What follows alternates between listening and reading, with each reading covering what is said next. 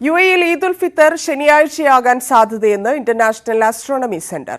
വ്യാഴാഴ്ച ഷവ്വാൽ ചന്ദ്രക്കല കാണാൻ സാധ്യതയില്ലെന്നും കേന്ദ്രം വ്യക്തമാക്കി. അബുദാബി ആസ്ഥാനമായുള്ള ഇന്റർനാഷണൽ ആസ്ട്രോണമി സെന്ററാണ് ഈദ് ഉൽ ഫിത്തർ ശനിയാഴ്ചയാകാനാണ് സാധ്യതയെന്ന് വ്യക്തമാക്കുന്നത്. ജ്യോതിശാസ്ത്രപരമായ വിവരങ്ങളുടെ അടിസ്ഥാനത്തിലാണ് പ്രവചനമെന്നും ചന്ദ്രക്കല കണ്ടതിന്റെ അടിസ്ഥാനത്തിൽ മാത്രമേ ഈദിന്റെ കൃത്യമായ തീയതി സ്ഥിരീകരിക്കുകയുള്ളൂ എന്നും ജ്യോതിശാസ്ത്ര സമിതി അറിയിച്ചു. ഏപ്രിൽ 21-നാകും ഈദ് ഉൽ ഫിത്തർ എന്നാണ് ഇതുവരെ പ്രതീക്ഷിച്ചിരുന്നത്. വ്യാഴാഴ്ച ചന്ദ്രക്കല നിരീക്ഷിച്ച ശേഷമാകും അന്തിമ തീരുമാനം കൈക്കൊള്ളുക. അറബിക് കലണ്ടർ പ്രകാരം ഷവ്വാൽ 1 ഈദ് ഉൽ ഫിത്തർ. ഷവ്വാൽ 1 മുതൽ 3 ദിവസത്തേക്കാണ് പെരുന്നാൾ ആഘോഷങ്ങൾ നീണ്ടു നിൽക്കുക.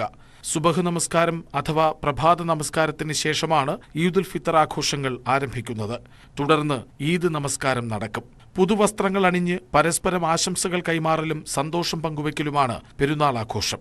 കുടുംബാംഗങ്ങളെയും സുഹൃത്തുക്കളെയും സന്ദർശിക്കുന്നതിനും ഒത്തുചേരുന്നതിനും ഈ ആഘോഷ ദിവസത്തിൽ വലിയ പ്രാധാന്യമാണ്. റമദാൻ 29 മുതൽ ഷവ്വാൽ 3 വരെയാണ് യുഎഇയിലെ ഔദ്യോഗിക ഈദ് ഉൽ ഫിത്തർ അവധി പ്രഖ്യാപിച്ചിരിക്കുന്നത്.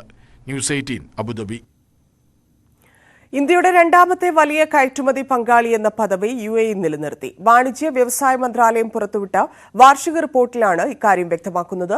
ഇന്ത്യയിൽ നിന്നുള്ള കയറ്റുമതിയിൽ യുഎസ് ആണ് 1-ാം സ്ഥാനത്തുള്ളത്. ജിസിസി രാജ്യങ്ങളിൽ യുഎഇക്ക് പുറമെ സൗദി അറേബ്യ മാത്രമാണ് ഇന്ത്യയുടെ മുൻനിര കയറ്റുമതി പട്ടികയിൽ ഇടം പിടിച്ചത്. 8-ാം സ്ഥാനത്തും ഇറക്കുമതിയിൽ 5-ാം സ്ഥാനത്തുമാണ് സൗദി അറേബ്യ.